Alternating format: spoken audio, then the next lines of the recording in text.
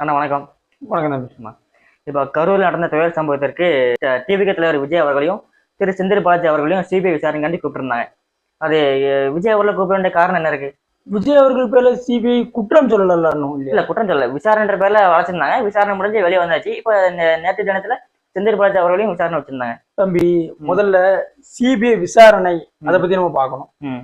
CBI அப்படிங்கிறது இப்ப மத்த டிபார்ட்மெண்ட் தமிழ்நாட்டில் உள்ள போலீஸ்கள் இவங்க எல்லாம் இருக்காங்கல்ல, இவங்க எல்லாரும் ஒரு விசாரணை பண்ணுறாங்கன்னா என்ன விசாரணை ஆரம்பிப்பாங்கன்னா, ஃபர்ஸ்ட் ஒரு மரம் இருக்கணுங்களேன், அந்த மரத்தினுடைய கிளைகளை பழங்களை உதாரணத்துக்கு சொல்லுதேன், கிளையோ பழத்தையோ இந்த மாதிரி இதை தான் விசாரிக்காங்க. மேலோட்டமா அப்படிதான். சிபிஐங்கிறது அப்படி இல்லை, அதனோட ஆணிவேர் வரைக்கும் விசாரிப்பாங்க. அப்படிங்கும்போது கரூர் சம்பவத்துக்கு ஆணிவேர் யார சொல்லுவாங்க?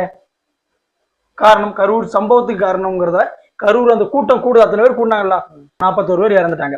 இந்த 41 பேரும் அங்க ஏன் போனாங்க, எதுக்கு போனாங்க அப்படிங்கிற ஒரு கேள்வி வரும். அதுல ஏன் இறந்தாங்கிறதுக்கு முன்னாடி எதுக்கு அங்க போனாங்க?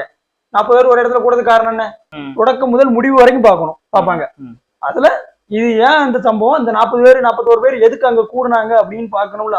இறந்துட்டாங்க, ஏன் இறந்தாங்க பார்க்க முடியும், அங்க ஏன் கூடுனாங்க, அந்த இடத்துக்கு ஏன் வந்தாங்க, அப்ப எதனால வந்தாங்க? விஜய் அவரோட மீட்டிங்காக வந்திருந்தாங்க. அப்போ விஜய் இருந்து விசாரணை ஆரம்பிக்காங்க. இப்ப விஜய் அவர்கள் தன்னிடம் உள்ள நியாயத்தையும் தன்னிடம் உள்ள இது சொல்லணும், இப்படி சம்பவம் அப்படின்னு அவருடைய கருத்தை சொல்லணும். அதுக்காண்டி விசாரணை வச்சிருக்காங்க. இன்னும் அவங்களை குற்றவாளி எல்லாம் விஜய் குற்றவாளி எல்லாம் சொல்லல. ரொம்ப தெளிவா சொல்றீங்களே.